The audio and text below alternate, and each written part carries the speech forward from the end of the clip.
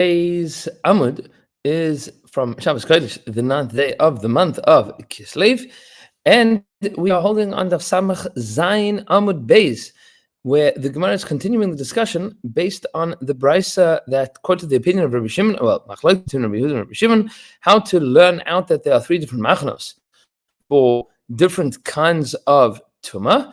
And Rabbi Shimon had taught us that when the pasuk tells us that we learn from that you have three different camps, because you would have been able to learn, if the Torah would just have said Taman Nafish, you would have been able to learn Migal V'chomer, that a Tzarua and a Zav would have to leave as well. And therefore, since the pasuk tells you three different categories, we would learn from a Gal V'chomer that each of them would be sent out of different camps. But that takes into account that there is an order, that there is a hierarchy of severity with regards to these Tmeim, that the Tamei mace is less severe than the Zav, and the Zav is less severe than the Mitzvah. And we are three lines down from the top of Samach Zayin Amud Beis, where the Gemara asks the question, "My chumra de Mitzvah mizav." What exactly is the chumra of a Mitzvah from a Zav? Meaning, if the Torah would just have told you Zav, you would for sure have known Mitzvah. So, and since the Torah tells you Mitzvah, therefore the Mitzvah has to be sent out of an additional Machane, out of the Machane Yisrael as well. So what is the Chumrah of the Mitzvah from the Zav? Says the Gemara Sheken To'on Priya Prima, that a Mitzvah requires Priya, which means letting his hair grow long, and Prima, and he has to tear his clothing.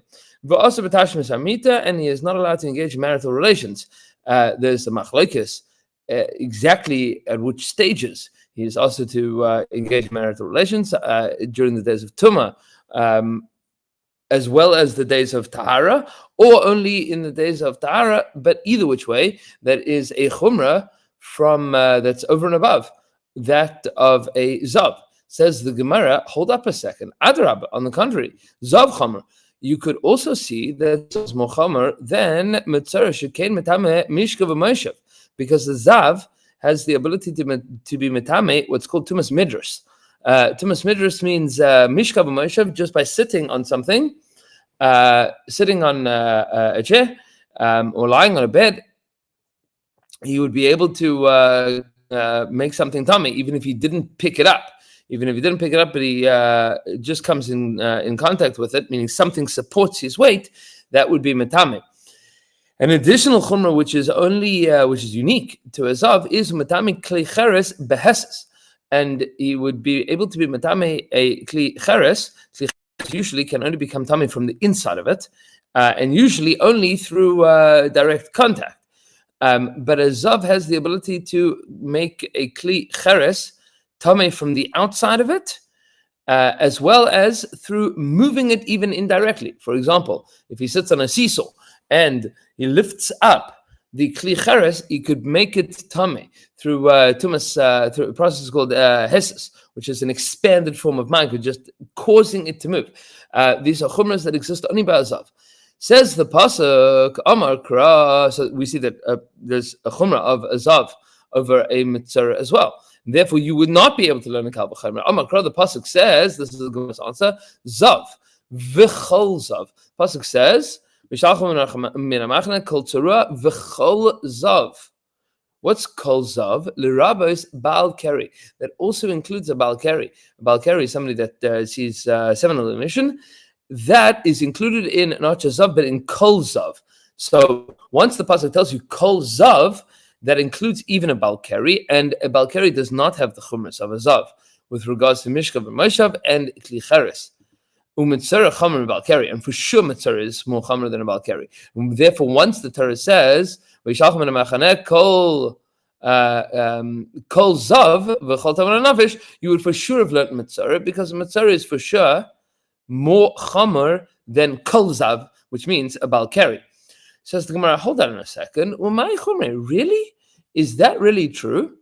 Umay chomer, what is the chomer? Kidamran, like we've said. Because the Bal Keri doesn't have Tumas Mishka V'Moshav. and not to Maseches. And then the Gemara says, hold on, that's not necessarily true. Adarabba, on the contrary, Baal Keri Chomer. Baal Keri is more Chomer than a Mitzara. In one aspect, Sheken Metame B'mashahu, because a Baal Keri is Metame, even with a tiny drop, even the smallest amount of semen, is going to make him Tame. As opposed to Mitzara, which you need a requisite shear. You need it to be at least the size of a bean in order for the Mitzara, in order for the tsaras on the skin to be rendered to be called tsaras and to create tumas tsaras. But a Baal Keri, there's no shear, even the tiniest amount. Says the Gemara, no, Savalak Reb Nasan. Rabbi Shimon holds like the opinion of Rabbi Nasan. The Tanya Rabbi Nasan, Rabbi Nasan says, Mishum Rabbi Yishmael, in the name of Rabbi Yishmael, Zav, that with regards to a Zav, that in order for a Zav to be Tameh, he needs to see the amount that leaves his body has to be the size of the Piyama, the size of the opening of the male organ. And it's not very big, but it is a shear. It does have a shear.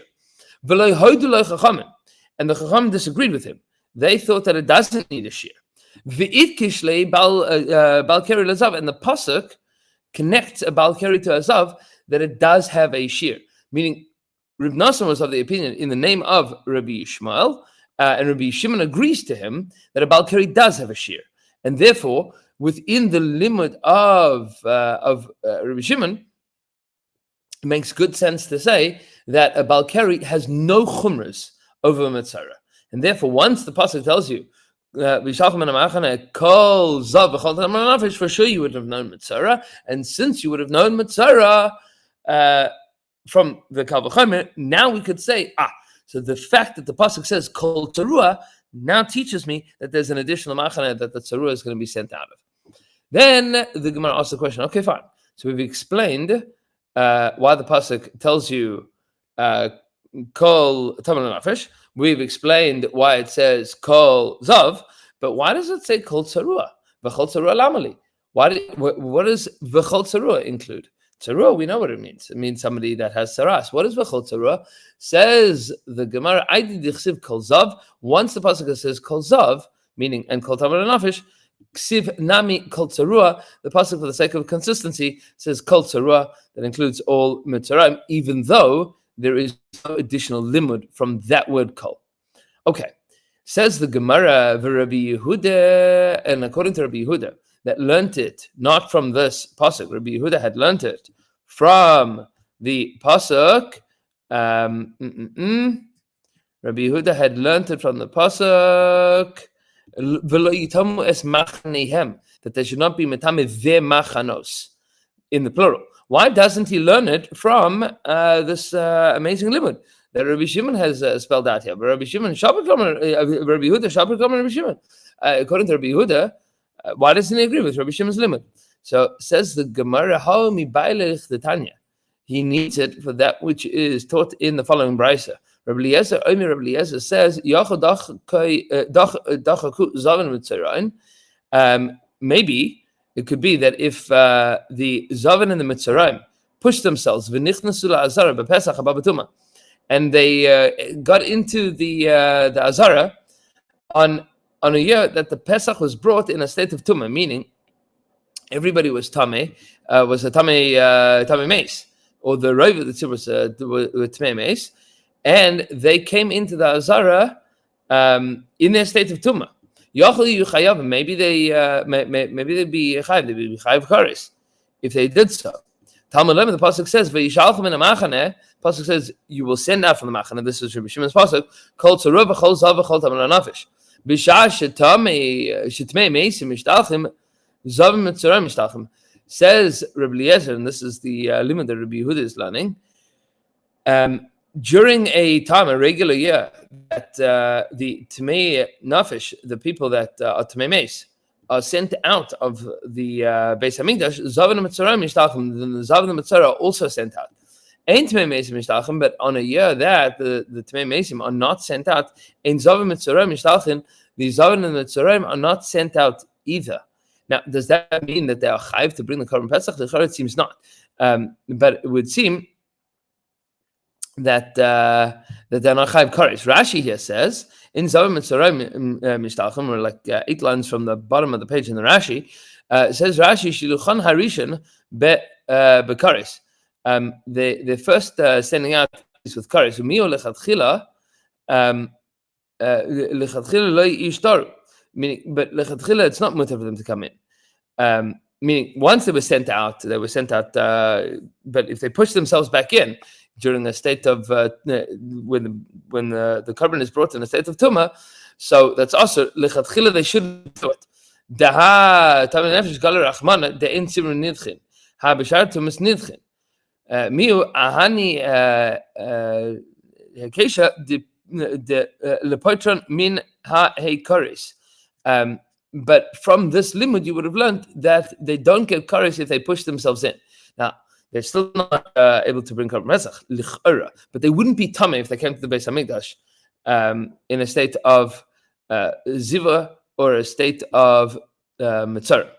And that is the additional limud to pater them from kares that Rabbi Yehuda would learn, so he cannot learn from Rabbi Shimon's pasuk about the 3 machanos. Amar Mar, the master has said as follows: Zav v'chol zav. Reinvestigating, we said zav includes the zav. V'chol zav the rabbis balkari tells you that includes balkari as well. And this limud Maseches Rabbi Yochanan, this supports the following limud of Rabbi Yochanan. Rabbi Yochanan said as follows: Mechilas loy nigdashu, that the mechilas, the tunnels under the Beis Hamikdash, were not made kodesh, they were not sanctified. Ubal keri mishtalech chutz lishtei machanos, and a bal keri is sent out of 2 machanos. Now Rashi says that these 2 didn't have nothing to do with each other. Says Rashi, hani taiti mili shaminu ki hadadi mi Rabbi Yochanan learned them at the same time from a particular rabbi of his. V'chi hadadi amrinu, and therefore he always said them together. Mechilas amaris. Shalatachas Azara, the mechilas, the tunnels and the caves that were under the Azara, loy nis kadashu b'kedushas Azara, they were not made kodesh with the kedusha of the Azara. And the following din, balkeri mishtarach, and the balkeri sent out of 2 machanos, not just the machan shechina, but also the machan levia. That din is a separate din. Rashi says, "V'hainu kebraisa deloy itkish daha itkish zav," and that is akin to the brisa that we just learned in support of that Rabbi Shimon darshan. This would be in support of this limit of Rabbi Yochanan that a balkerim is mishtarach l'chutz l'shtei machanos. So Rashi says these 2 didn't have nothing to do with each other. Marshat take a hold that they did have something to do with each other. Maybe. That if a kohen would become a balkari inside of the Beis Hamikdash, so he'd be able to leave derech the mechilas that were not niskadish. Nevertheless, the Gemara is now going to challenge that. It's meisive, says the Gemara. Balkari kemaga sheretz. A balkari, the Bryce tells us, has a din of a manga sheretz, somebody that came in contact with a dead creepy crawly. My love lemachanoisam. That what do you mean? He's like a person that touches the sheretz. Is that not to teach you that he has to leave the same machane, meaning he only has to leave the machane shechina, the Beis Hamikdash. He doesn't have to leave harabayis, the machane levia. Says the Gemara, no, that's not what it's coming to teach us. L'tuma sam. It comes to tell you with regards to the length of their tuma, that both of them only have tumas erev. They don't have tumas shiva. They don't have to wait 7 days. They can go to the mikveh that night. Says the Gemara, but if it's about tuma, how long the tuma is, ha tumas erev ksiv bei, ha tumas erev ksiv bei. You have a pasuk that teaches you that din, that both the person that comes in contact with the sheretz and the person that is a balkari just waits until that night. That's a mafurish pasuk. You don't need a brisa to teach you such a din. Says the Gemara, elalav lemachanoisam. Must be that it's telling you for their machanos. Must be that it's telling you that it's a din on the machanos. Otherwise, what else is the comparison between them? Says the Gemara, no. It is talking about the tumah. Vaha kamash malan, and this is what the Gemara, this is what Chazal are telling us in this maimer. The bal keri kamaga sheretz, that a bal keri is a din of somebody that touches a sheretz. Ma maga sheretz mitame ba'onis, just like a maga sheretz is mitame ba'onis. you would become tamei even without knowledge, meaning even without any intention, even if it happened accidentally. If somebody touched a dead creepy crawler, they become tamei. So too, a balkari becomes tamei even be'oines. Rashi says, "Kegoin im ra machmas roiv machal u mishte." Even if he saw Kerry, even if he had mikra laila as a result of eating too much and drinking too much, even if it wasn't through an act of intimacy, even if it happened without him wanting it to happen in the middle of the night, so that would be matamim ba'onis, like a sheret. And the Gemara is going to disagree with this. And Pesachim we will see this challenge on Daf Samach Ches Amud Aleph. That'll be our Amud for tomorrow. And it is almost the end of Shabbos in Boca. It is almost midnight here in Eretz Yisrael. And Pesachim hope everybody had a great Shabbos, and we will see you tomorrow. Have a wonderful evening. Shavua Tov u'mevarach.